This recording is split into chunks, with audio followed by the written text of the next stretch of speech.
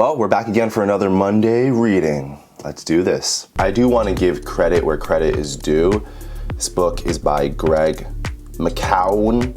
McCowan. I don't know how to say his name, but go get this book from him or a library.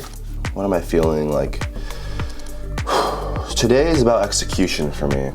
I'm doing a show today. So, page 185. We're gonna read this, page 185. Let's do this. Chapter 16, subtract. Bring forth more by removing obstacles. To attain knowledge, add things every day. To attain wisdom, subtract things every day. Lao Tzu.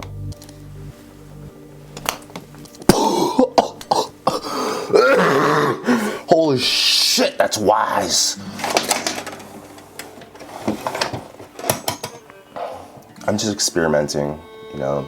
I need to try new things. Theater. Let's see how long it takes me to read this. Where's my phone? Another thing I want to do is I just want to time myself reading a chapter, and then, you know, I could have been spending that time on Instagram or social media, but instead I chose to use that time to read. So I'm gonna time myself and read out loud, which is particularly slower than just reading in your head. And I'm gonna give you the number for how long it took. So instead of scrolling on social media for however many minutes this will take me to read, you can read a chapter of a book, okay? So we're just gonna get my timer. All right, 1 second. All right, y'all see the timer? Good. See the timer? All right, I'm gonna start it now. In the business parable, The Goal, Alex Rogo is a fictional character who is overwhelmed by responsibility of turning around a failing production plant within 3 months. At first, he does not see how this is possible. Then, he is mentored by a professor who tells him he can make incredible progress in a short time if only he can find the plant's constraints.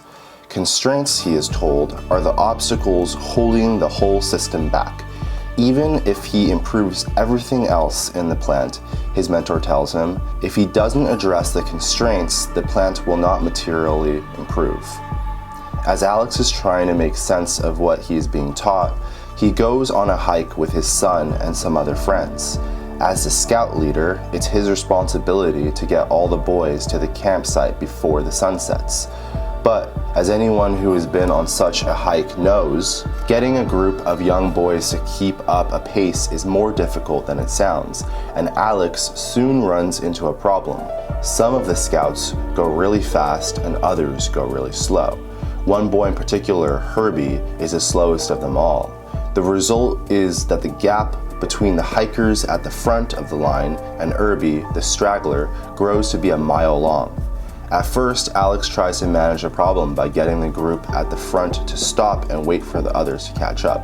This keeps the group together for a time, but the moment they start walking again, the same gap begins to form all over again. So Alex decides to try a different approach. He puts Herbie at the front of the pack and lines up all the other boys in order of speed, slowest to fastest. It's counterintuitive to have the fastest person at the back of the line, but the moment he does it, the pack begins to move in a single group.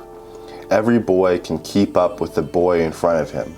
The upside is that he can now keep an eye on the whole group at once, and they will all arrive at the campsite safely and at the same time. The downside is that the whole troop is now moving at Herbie's pace, so they will arrive late. So what should he do? The answer, Alex finds, is to do anything and everything to make things easier for Herbie. With the slowest boy at the front of the line, if Herbie moves 1 yard an hour faster, the whole group will get there that much faster. That is an amazing insight to Alex. Any improvement with Herbie, however small, will improve the pace of the whole team immediately. So he actually takes weight out from Herbie's backpack, the extra food and supplies he brought with him, and distributes it throughout the rest of the group. And indeed, this instantly improves the speed of the whole group. They make it to campsite in good time. In a moment of insight, Alex sees how this approach could also be applied to turning around his production plant. Instead of trying to improve every aspect of the facility, he needs to identify the URBI, the part of the process that is slower relative to every other part of the plant. He does this by finding which machine has the biggest queue of materials waiting behind it and finds a way to increase its efficiency. This in turn improves the next slowest hiker's efficiency, and so on, until the productivity of the whole plant begins to improve. The question is this: what is the slowest hiker in your job or your life? What is the obstacle that is keeping you back from achieving what really matters to you? You need to identify the slowest hiker. A non-essentialist approaches execution in a reactive, haphazard manner because the non-essentialist is always reacting to crisis rather than anticipating them. He is forced to apply quick fix solutions, the equivalent to plugging his finger into the hole of a leaking dam and hoping the whole thing doesn't burst. Essentialists don't default to band-aid solutions. Instead of looking for the most obvious and immediate obstacles, they look for the ones slowing down progress. They ask, what is getting in the way of achieving what is essential? While the non-essentialist is busy applying more and more pressure and piling on more and more solutions, the essentialist simply makes a one-time investment in removing obstacles. Aristotle talked about 3 kinds of work, whereas in our modern world, we tend to emphasize only 2. The first is theoretical work, for which the end goal is truth. The second is practical work, where the objective is action. But there is a third. It is poetical work. This third type of work is the essentialist way of approaching execution. An essentialist produces more, brings forth more by removing more instead of doing more. Removing obstacles does not have to be hard or take a superhuman effort. Instead, we can start small. It's kind of like dislodging a boulder at the top of a hill. All it takes is a small shove, then momentum will naturally build. Woo! Anyways, 15 minutes to read this book. 15 minutes and you'll read like more than a chapter. You know, if this channel can promote anything, it's to promote reading books. Go grab yourself a book. Read a book, get off your phone, put it away. I need to do the same thing. I'm terrible. Just seek to understand, you know? It's a little mantra my brother sent me. It's a good mantra. Seek to understand. In your life, seek to understand. Seek to understand yourself.